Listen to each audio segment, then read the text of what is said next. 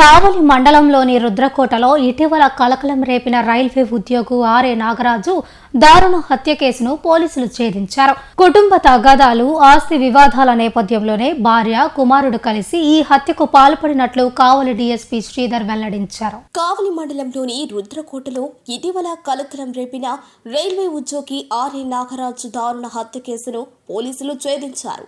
కుటుంబ తగాదాలు, ఆస్తి వివాదాల నేపథ్యంలోనే భార్య, కుమారుడు కలిసి ఈ హత్యకు పాల్పడినట్లు కావలి డీఎస్పీ శ్రీధర్ వెల్లడించారు.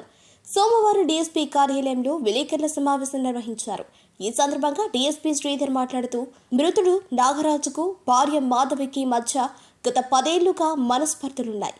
దీంతో మాధవి తన 3 కుమారుడితో కలిసి చిన్నగంజంలోని తన పుట్టింటి వద్ద నివసిస్తోంది. నాగరాజు మాత్రం రుద్రకోటలోని ఎస్సీ కాలనీలో భార్య పేరు మీద ఉన్న ఇంట్లోనే ఒంటరిగా ఉంటున్నాడని, పిల్లల చదువులు, పెద్ద కుమారుడి వివాహం కోసం మాధవి భారీగా అప్పులు కావటం జరిగిందన్నారు. అయితే రైల్వే ఉద్యోగిగా ఉన్న నాగరాజు కుటుంబానికి ఎటువంటి ఆర్థిక సాయం చేయకుండా తన ఆదాయాన్ని వ్యక్తిగత విలాసాలకే ఖర్చు చేసేవాడని అన్నారు. అప్పుల ఒత్తిడి పెరగడంతో మాధవి పేరు మీద ఉన్న రుద్రకోట ఇంటిని అమ్మి అప్పులు తీర్చాలని భార్య, కుమారుడు నవీన్ బాబు పలుమార్లు కోరారు. అయితే నాగరాజు అందుకు నిరాకరించడమే కాకుండా ఆ ఇంటిని తన పేరు మీదకు మార్చుకునే ప్రయత్నం చేశాడు. దీంతో విసిగిపోయిన మాధవి, నవీన్ బాబు నాగరాజును అడ్డు తొలగించుకోవాలని 15 రోజుల క్రితమే పథకం రచించారు. పథకం ప్రకారం 2వ కుమారుడు నవీన్ బాబు తండ్రితో సఖ్యతగా ఉంటున్నట్లు నటిస్తూ రుద్రకోటకు వచ్చాడని, తండ్రి మత్తులో ఉన్న సమయంలో పచ్చడి రోలుతో తలపై బలంగా కొట్టి హత్య చేశాడు.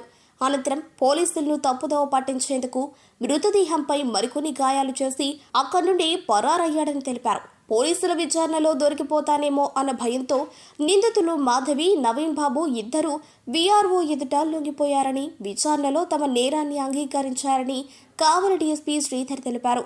నిందితుల్ని రిమాండ్కు తరలించినట్లు తెలిపారు. Good morning to all. Nellore district Kavali sub divisional పరిధిలో ఉన్న కావలి రూరల్ పోలీస్ స్టేషన్ లిమిట్స్లోని రుద్రకోట అనే గ్రామంలో ఫిబ్రవరి 5వ తేదీ రాత్రి ఆర్ఏ నాగరాజు అనే వ్యక్తి మర్డర్ అయి ఉన్నాడు. తనకి ఒంటి మీద, తర్వాత టెస్టికల్స్ మీద గాయాలు వేసి చంపబడి ఉన్నాడు. ఈ విషయంగా మా CI Rajeswararao crime number 22/25 under section 103(1) BNS అంటే మర్డర్ కేసు రిజిస్టర్ చేయడం జరిగింది. దీనిలో ఇన్వెస్టిగేషన్ చేయగా ఈ ఆర్ఏ నాగరాజు అనే వ్యక్తికి దాదాపు 28 సంవత్సరాల ముందర మ్యారేజ్ జరిగింది. భార్య పేరు ఆర్ఏ మాధవి.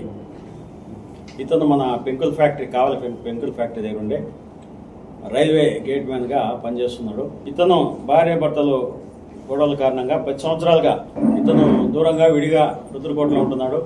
భార్య 10 సంవత్సరాలుగా చిన్నగంజంలో కాపురం ఉంటుంది. వీళ్ళకి 3 కుమారులు కూడా. ఈ రుద్రకోటలో ఒక ఇల్లు ఉంది, భార్యకి సంబంధించిన ఇల్లు. ఆమె ఈ మధ్య పిల్లల్ని చదివించుకొని అప్పులైపోయి దాన్ని అమ్మాలని చెప్పేసి ట్రై చేస్తుంటే ఇతను అడ్డుపడి అమ్మేదానికి లేదు, నాదే ఇల్లు అని చెప్పేసి అడ్డుపడి వీలైతే దాన్ని రిజిస్టర్ చేసుకోవాలని ట్రై చేస్తున్నాడు. దాంతో ఇంట్లో గొడవలు అయినాయి. వాళ్ళకి బాగా కోపం వచ్చింది. ఈ ఆర్ఏ మాధవి ఆమె 2వ కొడుకు నవీన్ బాబుతో కూడా కలిసి అదే రోజు రాత్రి 5/2/23 తేదీ రాత్రి లోకల్ బండ తీసుకుని అతన్ని కొట్టి చంపేయడం జరిగింది. దీన్ని డైవర్ట్ చేయాలనే ఉద్దేశంతో కూడా వేరే చిన్న శీల లాంటి దాంతో ఆ టెస్టికల్స్ దగ్గర కూడా గాయాలు చేశారు.